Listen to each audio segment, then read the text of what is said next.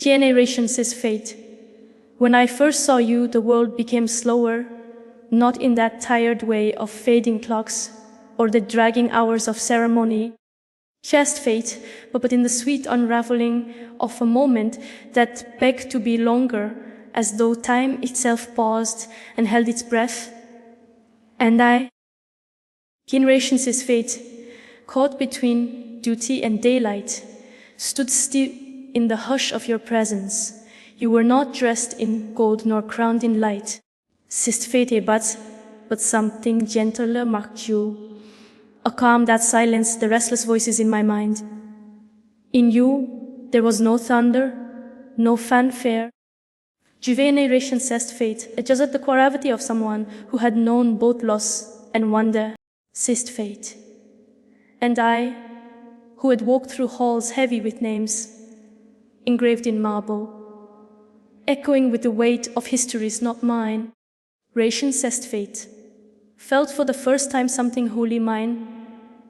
A glance, a smile, the brushing closeness of your voice. Generation, says fate, as if you knew the shape of my loneliness before I had spoken its name aloud. You did not kneel, as others do. You did not offer practiced phrases or compliments carved from ice. Says fate, you simply looked at me. Truly looked, as though behind every title, every poised expression, you saw a girl who once climbed trees in Taviron woods. Ration, says fate, who once pressed her ear to books, hoping to hear the heartbeat of ancient queens, who once whispered to the fate, who once put the stars from a palace balcony as though they were her sisters.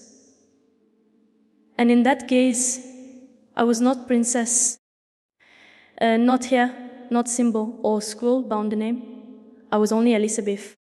Je crois sans even moi fate, the girl who longed to run barefoot through the corridors of herself without someone naming each step. Duty.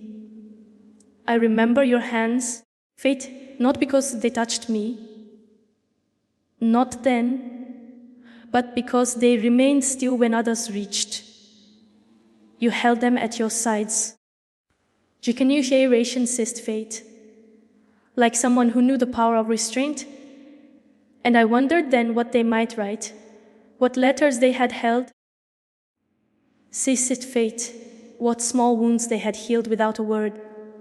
And your voice, clear but never loud, carried something of wind over water. Generation, says fate, a sound both near and far, like a melody from childhood, remembered only in fragments, just enough to make the heart ache. We spoke. But even before the words, there was the conversation between silences. Comme biography, says fate, that older language lovers know before they admit they are in love.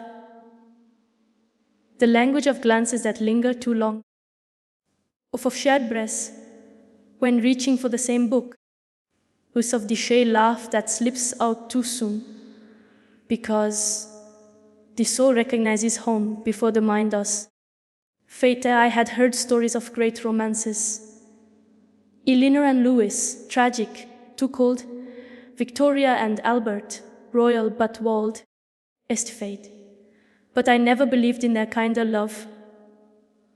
I believed in silences, in soft revolutions of the heart, faint in quiet arrivals that changed everything. You were that.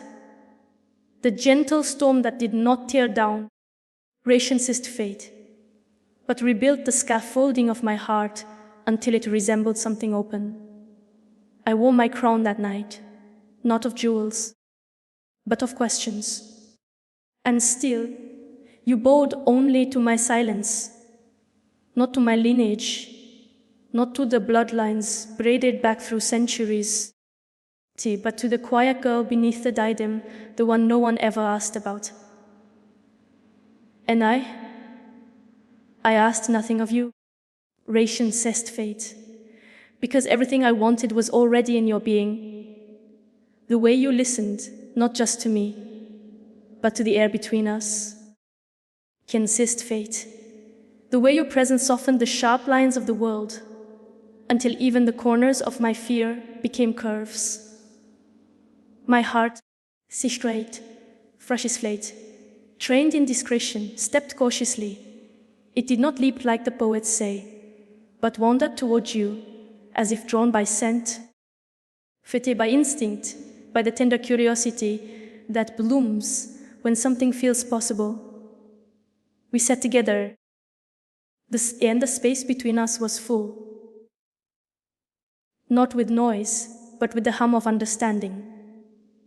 It felt like a chapel, not of stone, but of breath and waiting, as though if I spoke too loudly, I might shatter the spell. You said something. I don't recall the words, only how they made me feel that the world could be soft again, says fate. That I could be more than prepared, more than poised, that perhaps I could be known. And I wanted to know you, Ration, says fate.